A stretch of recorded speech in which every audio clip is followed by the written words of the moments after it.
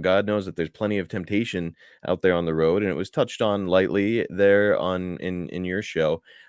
So whether it is drugs, alcohol, or women, I don't know. I can't imagine the pressure. What can you tell us about the type of temptation that you were facing out there in your prime? Well, it's a character that you had to be comfortable in that role 24/7. So Hmm. we when you can't, there's no way to compare today to yesterday because this was before kayfabe had been exposed. The legitimacy of the contest that we portrayed in the ring was protected so closely that you had to live vicariously through this character that you were playing, 24/7. Ric Flair couldn't be, the styling, high profiling guy that he was on TBS, and then just be, like a mouthful of sugar.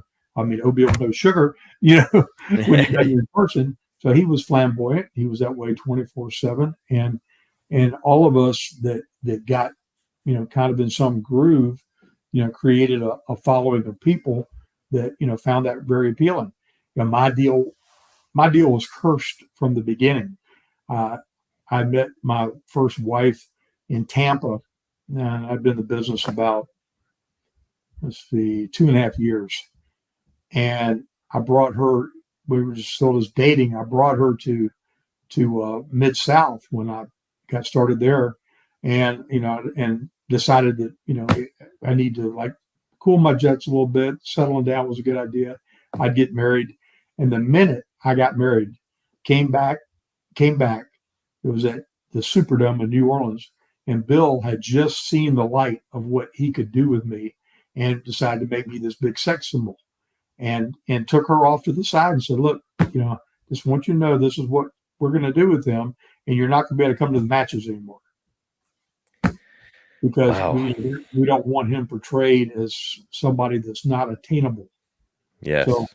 so you take that kind of hook and mix that into traveling 7 days a week and all the attention that you get as a result of that, and in your 20s full of testosterone, that doesn't play out real well, you know, at all. Yeah, that's a recipe for infidelity and certainly drug use. Jake and I talk about it on the show a lot, where it's when you're young and you're making good money and you're in great shape, and people are coming up to you and wanting to impress you and give you things for free, buy you drinks, maybe give you some drugs.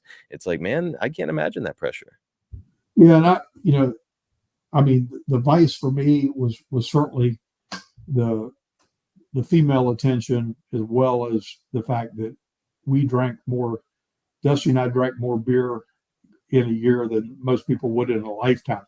And we were laughing, talking about one day, and figuring out how much money we had spent just on beer because I wasn't a kamikaze guy, and I definitely wasn't a cocaine guy or any of those other stuff. They just didn't appeal to me.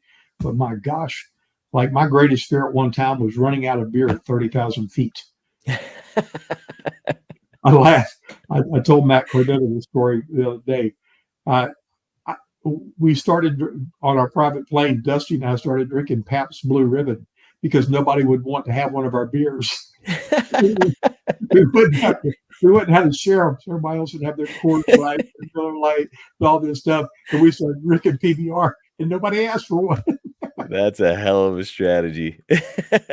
Yeah, but yeah, it was life, in the fast lane, hanging out on the end of that lightning bolt and soaking it all in and trying to continually get to that next level.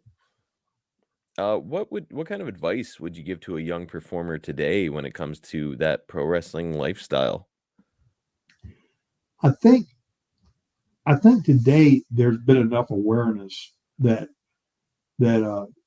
first of all, unless there's only two organizations in the country that can support anybody full time.